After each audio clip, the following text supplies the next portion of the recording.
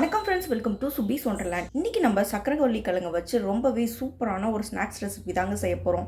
எப்பொழுதும் சக்கரவள்ளி கிழங்க வேக வச்சு கொடுத்தோன்னா குழந்தைங்க சாப்பிட மாட்டாங்க. இந்த மாதிரி ஒரு புது விதமாக செஞ்சு கொடுத்தா கண்டிப்பாக விரும்பி சாப்பிடுவாங்க.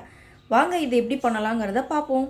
ஃபஸ்ட்டு இந்த ஸ்நாக்ஸ் ரெசிபி செய்கிறதுக்கு 2 சக்கரவள்ளி கிழங்கு எடுத்திருக்கேன். இது ஒரு 250 கிராம் அளவுக்கு இருக்கும். இப்போ நான் இதோட தோலெல்லாம் நல்லா ரிமூவ் பண்ணிவிட்டு சின்ன சின்ன பீசஸாக கட் பண்ணி எடுத்துகிட்டு வந்துக்கிறேன். பாருங்கள், இந்த மாதிரி தோலெல்லாம் நல்லா சீவி எடுத்துகிட்டு வந்துட்டேன். இப்போ இது சின்ன சின்ன பீசஸாக கட் பண்ணிக்கலாம்.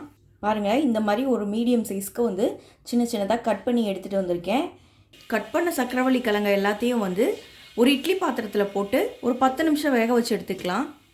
இப்போ சக்கரவள்ளி கிழங்கு எல்லாமே நல்லா வெந்து வந்துருச்சு. இதை ஒரு பவுலுக்கு மாற்றி எடுத்துக்கலாம். இப்போ இந்த கிழங்கு எல்லாத்தையும் நல்லா மசிச்சு எடுத்துக்குவோம். எந்த அளவுக்கு நமக்கு கட்டிகள் இல்லாமல் மசிக்க முடியுமோ அந்த அளவுக்கு நல்லா மசிச்சு எடுத்துக்கலாம். நல்லா சாஃப்டாக நல்லா மசிஞ்சு வந்திருக்கு. இப்போ இதில் 1/2 கப் அளவுக்கு வெள்ளை ரவை ஆட் பண்ணிக்கிறேன். 1/4 கப் அளவுக்கு நாட்டு சர்க்கரை ஆட் பண்ணிக்கிறேன். இதிலே 2 ஏலக்காய் தட்டி சேர்த்துக்கிறேன். ஃபஸ்ட்டு இதை நல்லா மிக்ஸ் பண்ணிக்குவோம்.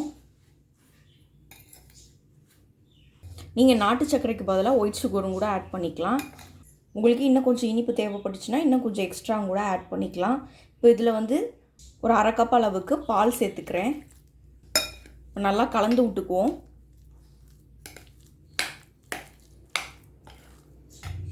பாருங்கள், இந்த ஒரு கன்சிஸ்டன்சிக்கு மாவை மிக்ஸ் பண்ணி எடுத்திருக்கேன். இது ஒரு 15 நிமிஷம் நல்லா ஊற வச்சுக்கலாம்.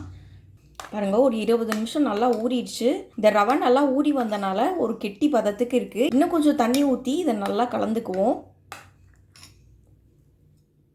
பாருங்கள், இந்த மாதிரி ஒரு கன்சிஸ்டன்சிக்கு இருக்கணும். தோசைக்கல்லை சூடு பண்ணியிருக்கேன். லைட்டாக எண்ணெய் அப்ளை பண்ணிக்கிறேன்.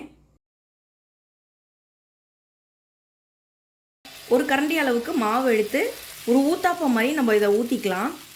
இப்போ இது ஒரு பக்கம் நல்லா வெந்து வரட்டும். பாருங்கள், சைட்ஸ் எல்லாம் நல்லா ரெட் கலரில் சிவந்து வருது. இப்போ இதை திருப்பிக்குவோம்.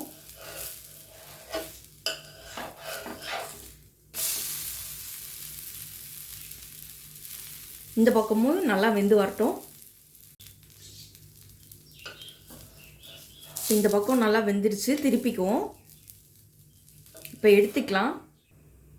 அவ்வளோதான், நமக்கு ரொம்பவே டேஸ்டி அண்ட் ஹெல்த்தியான ஸ்நாக்ஸ் ரெசிபி சூப்பராக ரெடி ஆயிடுச்சு. இந்த ரெசிபி நீங்களும் ட்ரை பண்ணி பார்த்துட்டு உங்கள் கருத்துக்கெல்லாம் மறக்காமல் கமெண்ட் பாக்ஸில் தெரிவிங்க ஃப்ரெண்ட்ஸ். மீண்டும் இன்னொரு நல்ல ரெசிபியோடு உங்களை மீட் பண்ணுறேன். அதுவரை உங்களிடமிருந்து விடைபெறுவது சுபீஸ் ஒண்டர்லேண்ட். தேங்க்யூ.